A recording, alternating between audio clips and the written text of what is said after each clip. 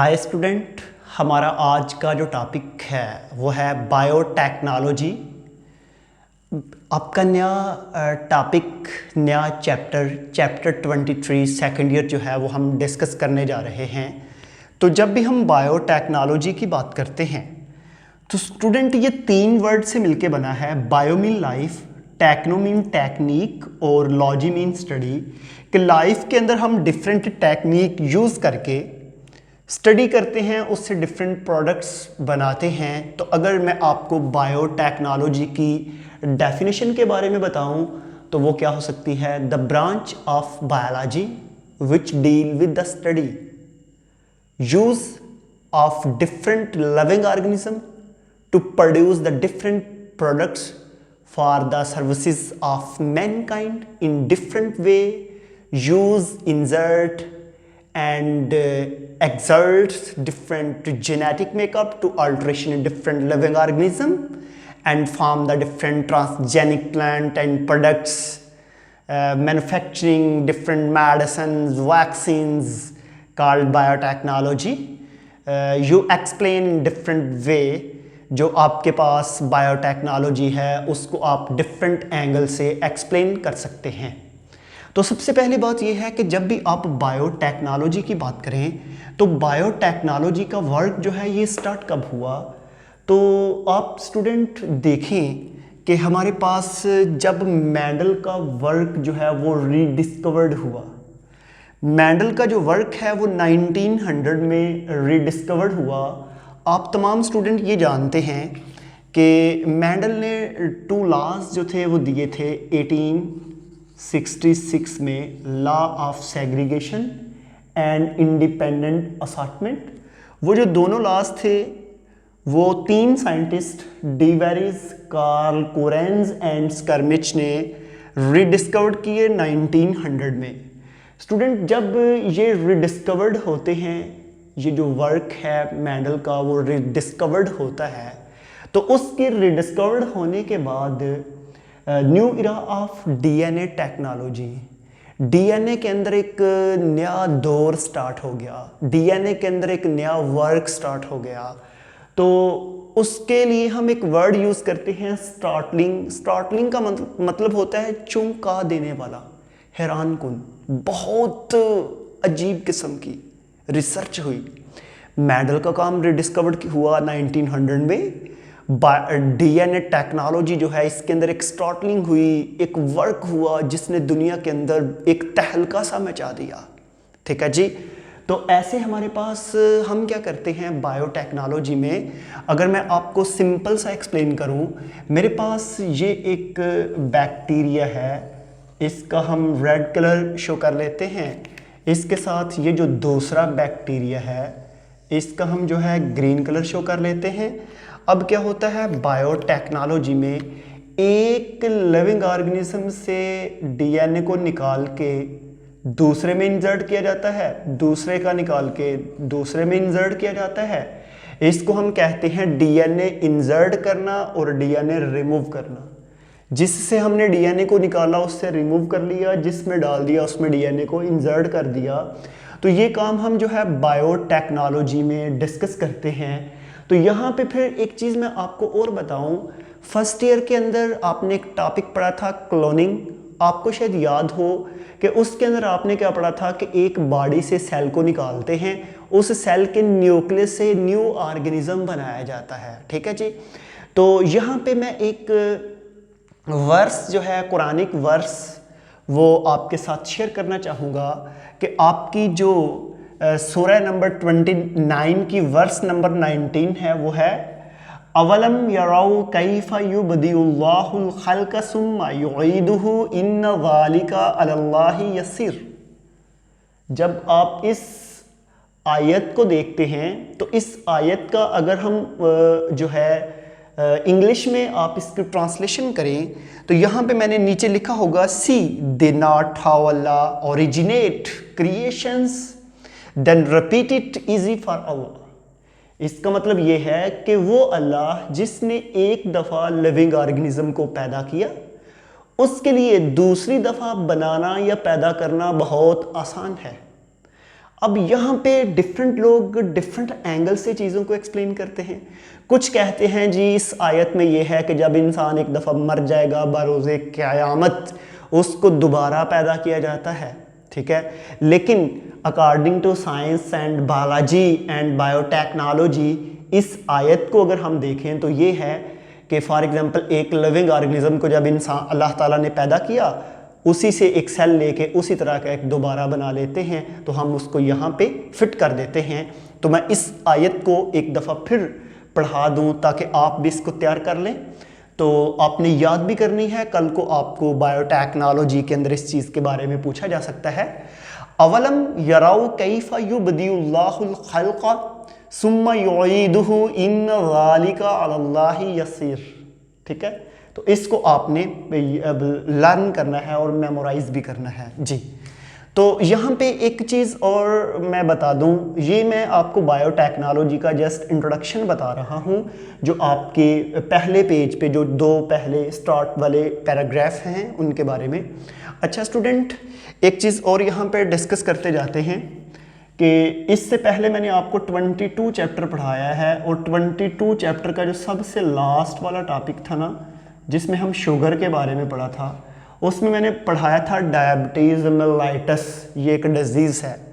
उसमें क्या होता है कि इंसान को एक्सोजीनस इंसुलिन लेनी पड़ती है, बाहर से इंसुलिन। अब बात ये है कि ये जो इंसुलिन है ये बेसिकली एक प्रोटीन है जिसका काम है आपके ब्लड से ग्लूकोज को लेके आपके सेल के अंदर डालना और उस सेल से फिर उसकी मेटाबोलाइज होगी ग्लूकोज की और उस ग्लूकोज से फिर फर्दर बनेगी एटीपी और वो एटीपी बॉडी के डिफरेंट प्रोसेसेस में यूज़ होके आपकी बॉडी में डिफरेंट फंक्शन परफॉर्म करती है। तो क्या था, बिफोर बायोटेक्नोलॉजी रेवोल्यूशंस हमारे पास जो इंसुलिन थी वो हम खुद नहीं थे बनाते, वो हम कहाँ से लेते थे, डेड एनिमल से। और डेड के साथ साथ हम लेते थे डिफरेंट एनिमल्स जो हैं वो जब बड़े होते थे हम उनके ब्लड से ये एक्सट्रैक्ट करते थे। लेकिन आज बायोटेक्नोलॉजी में हमने वो तमाम के तमाम प्रोटीन्स जो हमारी बॉडी के लिए बहुत ज़रूरी हैं वो हमने डिफरेंट माइक्रो ऑर्गेनिज्म के ज़रिए पैदा की हैं, अंडरस्टैंड।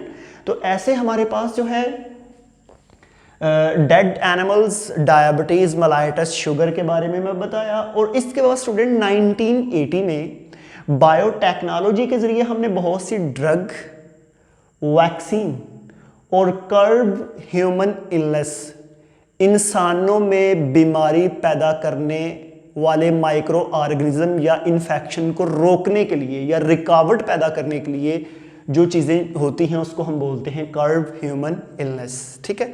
ये 1980 में हमने बायोटेक्नोलॉजी के अंदर डिफरेंट प्रोडक्ट्स बनाई। इसमें हमने डिफरेंट ट्रांसजेनिक एनिमल्स बनाए, इनमें हमने डिफरेंट ट्रांसजेनिक प्लांट बनाए। वो तमाम के तमाम जो हैं उनका क्या काम था, उनका यही वर्क था कि वो यहाँ पे बायोटेक्नोलॉजी में हमें प्रोडक्ट्स दी। मैंने डेफिनेशन के अंदर एक वर्ड यूज़ किया था, for the services of Mankind, कि इंसानियत की खिदमत के लिए बायोटेक्नोलॉजी से डिफरेंट प्रोडक्ट्स बनती हैं। अच्छा जी, उसके बाद स्टूडेंट नेक्स्ट पॉइंट है इन्वायरमेंटल पोल्यूटेंट, ठीक है जी। अब ये जो इन्वायरमेंटल पोल्यूटेंट है ये क्या है, मैं यहाँ पे एक छोटी सी बात आपको बताता हूँ। दुनिया में मैक्सिमम कंट्री जो है ना उनका जितना भी ऑयल है, पेट्रोल, उनका डीजल और डिफरेंट क्रूड ऑयल जो है वो एक कंट्री से जब दूसरे में जाता है तो उसके लिए हम मोस्टली यूज़ करते हैं ये जो शिप, बहरी जहाज़ जो होते हैं, ठीक है। अब आपको पता है कि दुनिया के मैक्सिमम ट्रेडिंग जो है वो सी एंड ओशंस के ज़रिए होती है।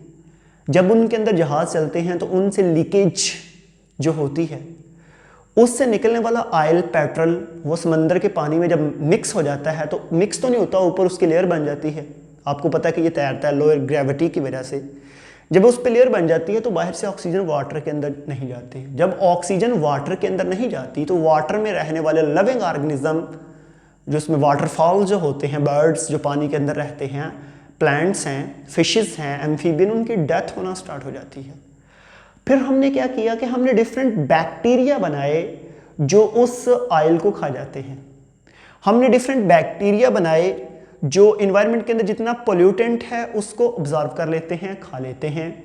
जितनी भी हैवी मेटल्स हैं, ये जितनी भी इंडस्ट्रीज से निकलती हैं, जब ये हैवी मेटल एंटर होती हैं आपके इनके अंदर, नदी नालों के अंदर, तो वहाँ पे हमने डिफरेंट बैक्टीरिया डिज़ाइन किए जिनका काम है उन हैवी मेटल को ऑब्जर्व कर लेना, और उससे आपका एनवायरनमेंट क्या हो जाता है, पोल्यूटेंट से पाक हो जाता है, पोल्यूशन से जो है वो क्लीन हो जाता है एनवायरनमेंट। उसके बाद है सॉइल।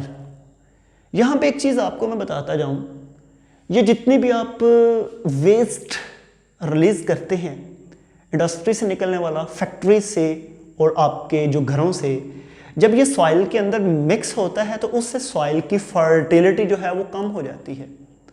आपको पता है जब सॉइल की फर्टिलिटी कम होगी तो उसके नतीजे में प्लांट प्रॉपर वहाँ पे ग्रो नहीं कर पाएंगे। जब प्लांट प्रॉपर ग्रो नहीं कर पाते तो सॉइल की इनफर्टाइल होती है, उसको फर्टाइल या उसकी फर्टिलिटी को इंक्रीज करने के लिए हमने कुछ बैक्टीरिया बनाए हैं जो वहाँ पे नाइट्रेट एंड नाइट्राइट की कॉन्सेंट्रेशन को मेंटेन करते हैं और डिफरेंट ह्यूमस मटेरियल को। इसके अलावा हमने बायोटेक्नोलॉजी में डिफरेंट ऐसे चीज़ें बनाई हैं जो इंसेक्ट्स और पेस्ट को मारती हैं। वो इंसेक्ट और पेस्ट जो हमारी क्रॉप्स के लिए बहुत नुकसानदेह हैं, उनके लिए भी हमने डिफरेंट बैक्टीरिया डिज़ाइन किए हैं जी। अच्छा स्टूडेंट, यहाँ पे एक चीज़ मैं आपको बताऊं, जो मेरा प्रीवियस चैप्टर था उसके अंदर मैंने आपके साथ दो चीज़ें बहुत डिटेल में डिस्कस की थी। एक था फिनोटाइप, और फिनोटाइप के साथ जो दूसरी चीज़ मैंने वहाँ पर डिस्कस की थी वो थी जीनोटाइप। ठीक है जी, मैं एक दफ़ा आपको फिर बता देता हूँ कि हमारे पास ये मैंने दोनों ही जो हैं जीनोटाइप लिख दी, PH कर दें, फिनोटाइप और दूसरी है जीनोटाइप। अच्छा जी स्टूडेंट, देखें मैंने आपको बताया था कि ऐसे ट्रेट जो हमें फिजिकली नजर आए उनको हम बोलते हैं फिनोटाइप, और जो पीछे उनको जीन कंट्रोल करते हैं उनको क्या बोलते हैं, जीनोटाइप। लेट्स सपोज मेरी हाइट बहुत ज़्यादा है तो ये मेरी फिनोटाइप है।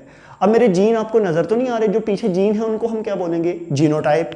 तो बायोटेक्नोलॉजी में हम क्या करते हैं कि एक ऑर्गेनिज्म का जीन निकाल के जब दूसरे ऑर्गेनिज्म में डालते हैं तो हम कहते हैं जी जिस ऑर्गेनिज्म में जीन डाला उसके जीनोटाइप में अल्ट्रेशन आ गई है। अल्टर्ड जीनोटाइप मीन के जीनोटाइप चेंज हो चुकी है। अल्ट्रेशन का मतलब होता ही जीनोटाइप है। अब यहाँ पे क्वेश्चन क्रिएट होता है कि जब हम जीनोटाइप चेंज करते हैं तो क्या उससे फिनोटाइप नहीं चेंज होती, 100% होती है। समझ आ रही है?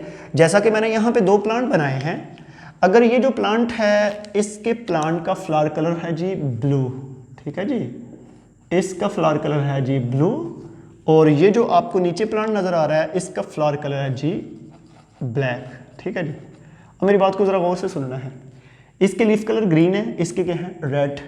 मैं इसका ब्लैक फ्लावर वाला जीन निकाल के इसके जेनेटिक्स जीन के अंदर एंटर कर देता हूं और इसका जो ब्लू वाला है वो रिमूव कर देता हूं। अब मुझे ये बताएं कि इसका जो ब्लैक कलर वाली जीन है वो जब इसके अंदर इंसर्ट हुआ तो इसकी 100% जीनोटाइप तो चेंज हो गई है, लेकिन बाद में क्या होगा देखेंगे जब इसके ऊपर फ्लावर लगेंगे तो वो फ्लावर भी किस तरह के होंगे, ब्लैक कलर के। उससे उसकी क्या हो जाएगी, फिनोटाइप भी चेंज हो जाएगी।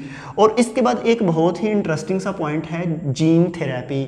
मैं एक चीज़ आपको स्टूडेंट बता दूं, ये जितना भी मैं इंट्रोडक्शन बता रहा हूं इस तमाम की डिटेल इसी चैप्टर में हमने पढ़नी है। ठीक है जी, तो नेक्स्ट पॉइंट है हमारा जीन थेरेपी। ये मॉडर्न टेक्निक है चीज़ों को जो है डिजीज़ को कंट्रोल करने के लिए। इसमें हम क्या करते हैं, बॉडी से इन्फेक्टेड जीन को रिमूव करके उसकी जगह पे क्या करते हैं, नॉर्मल जीन को लगाते हैं जिससे बॉडी को रिकवर किया जाता है। और ये जीन थेरेपी आपने पढ़ा था फर्स्ट ईयर के फर्स्ट चैप्टर में। तो लेकिन इस चैप्टर में हम जीन थेरेपी के पूरी टेक्निक के बारे में मैं आपको बताऊंगा। उसके बाद नेक्स्ट है जी, अब यहाँ पे एक चीज़ और सुनते जाएं कि ये जो जीन थेरेपी है या हमारे पास बायोटेक्नोलॉजी में कुछ ऐसी चीज़ें हैं, क्लोनिंग, ये ऐसे टॉपिक हैं जिनको लोगों ने एक्सेप्ट नहीं किया। इसके अगेंस्ट जो है उन्होंने बाकायदा जो है मतलब कि कोई भी गवर्नमेंट है उसके अगेंस्ट उन्होंने एहतजाज किया है। ठीक है कि जी आप किस तरह जीन को इंसर्ट करते हैं अपनी मर्जी से और किस तरह निकालते हैं। लेट्स सपोज मैं आपको एग्जांपल दूं, इंसान है, इंसान के अंदर हम किसी एनिमल्स का जीन डाल दें तो इससे क्या होता है कि जो है ऑल्ट्रेशन आएगी ऑर्गेनिज्म में, आप डिटीरियोरेशंस पैदा करेंगे, आप चेंज लाएंगे। तो फिर क्या होता है कि oppose to manipulate of gene, ठीक है। इसकी मैनिपुलेशन जो है कुछ लोग जो हैं वो एक्सेप्ट करते हैं, कुछ इस पे बैन लगाते हैं, कुछ इसकी अपोजिशन में हैं, ठीक है जी। तो इसके बारे में एक और चीज़ कही जाती है कि जो डिफरेंट लोग हैं वो ये कहते हैं कि वक्ती तौर पे आप चीज़ों में अल्ट्रेशन तो ला रहे हैं, लेकिन एक दौर के बाद ये हमारे लिए बहुत नुकसानदेह साबित हो सकती है।